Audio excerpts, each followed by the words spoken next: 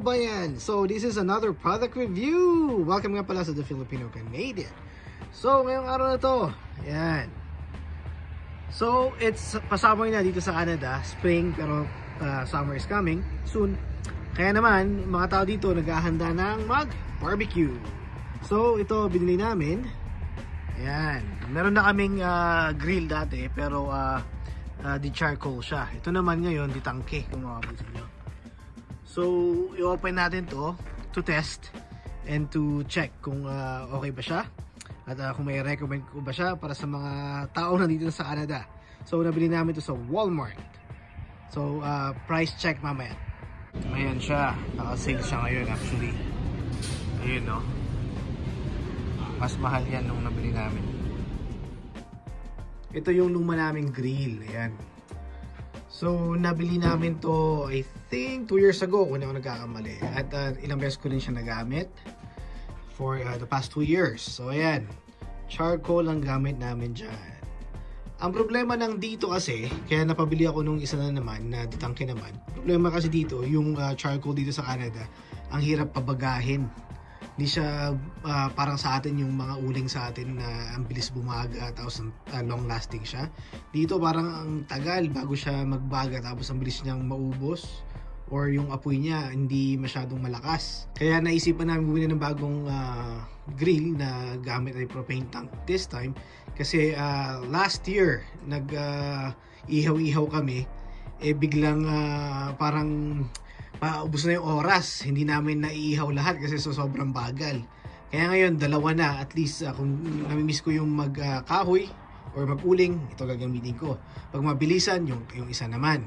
So, ito, yung itsura nito, medyo madumi siya. Actually, hindi ko pa nalinisan. So, every year nalinisan yan. Ayan, kung makikita nyo, yan, kailangan na matinding linisan. Pero na-enjoy ko to, yan. Ayan, na-adjust mo pa para sa uso. Ayan, na-enjoy ko talaga to. Ayun o, boom, diba? Pwedeng ma-adjust. Ayun o, diba? Pwedeng ma-adjust yan kung gusto mo mababa, mataas, itong yan, yung bakal na yan, which is very good talaga siya. Magandang product to. Gagamitin ko pa rin siya syempre. Ito yung uling, papakita ko kung bakit sabi kong pangit yung uling dito sa Canada. Unless na merong provinces na maganda yung uling, I'm not sure. Pero ito yung nabibili kong uling dito sa amin. Sa Nova Scotia. Ayan, ganyan no. Hindi niya mapitak. Kasi luma na to, siguro nabasa to. Pero ganito yung itsura niya. Ganyan. Tapos ang hirap nitong pabagain. Grabe. Ayan. So ngayon, gagamit talaga ako ng mga kahoy na. Mga kindling na tinatawag dito sa Canada. Diba? Wala kasing yung parang sa amin sa Baguio yung tinatawag naming saling. Yun, yung sa pine tree. Yun, mabilis magbaga yun. Kaya ayan, check natin isang grill. Ayan. Boom! Boom panot! Dami kong anik-anik.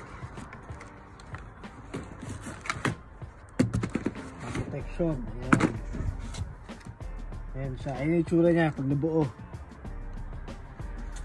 So maraming iba't ibang klase nito. Ito na lang yung kinuha namin. Second to the cheapest siya. Merong mas cheap, mas mura ng kaunti. Pero mas okay ito para sa amin.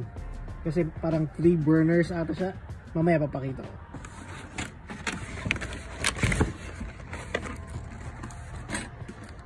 So i-assemble muna namin para makita niyo yung end product.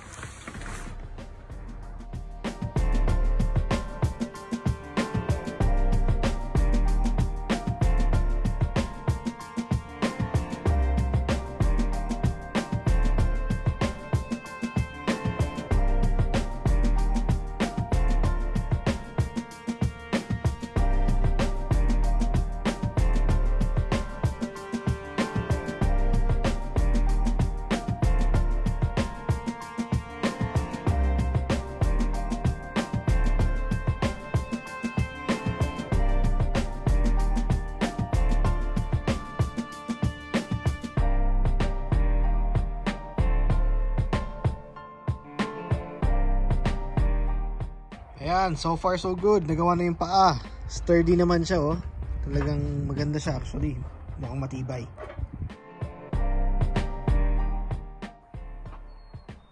So ayan, basically tapos na siya. Kailangan na lang ilagay yung mga nasa burner niya. Galing.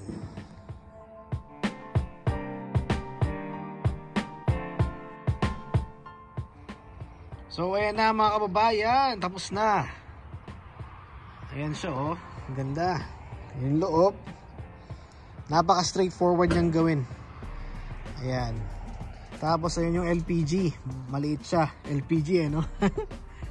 Ayan, so kailangan kumuha i-refill yan para magamit namin. So mamaya i-test natin to, diba? Syempre kailangan mag-barbecue tayo, hindi lang yung mag-build tayo ng grill. Kailangan isubukan talaga yung quality, pati yung quality ng pagkain. Siya nga pala, pag mag-build kayo ng grill, make sure na meron kayo nito, wrench at saka screwdriver. Napaka handy nito at saka kakailanganin nyo talaga siya.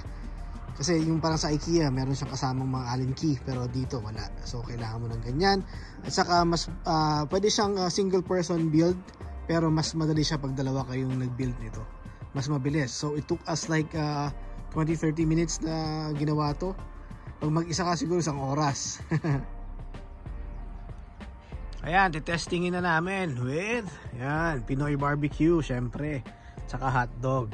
Ito oh, kung meron kayong Costco na malapit sa inyo, puntahan nyo, check nyo to. Ilang beses namin ito binibili at ang sarap. Ayan oh, yan, mura pa siya, tapos 3 bags pa, diba? Yan, try na namin at makita nyo yung kung anong itsura. Ay, pakita ko muna pala habang naapoy siya. Ayan oh, ang init, ang ganda. Maganda siya, malakas. Ayan, galing.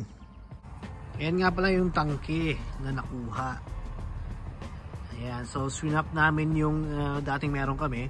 So kung mag-swap ka lang ng tangke, ang bayad niya ay 25 Canadian dollars. Kung magpaparefill ka rin ng sarili mong tangke, the same price din, 25 Canadian dollars. Ngayon, kung bibili ka ng tangke, kung wala kayo, ang halaga niya ay nasa 75 to 90 Canadian dollars. Ayun oh, sunog oh. Yan oh, galing, diba?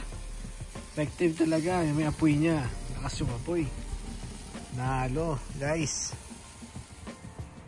Ayan na yung end product. Ayan, so ayan mga kababayan, pag nandito kayo sa Canada, maganda talaga na meron kayong sariling grill. Kasi tuwing summer, ito talaga yung mga ginagawa ng mga tao dito, mapapinoy man o mapalokal, talagang nag-iihaw tayo tuwing summer dito sa Canada. Ayan, for comparison, ayan.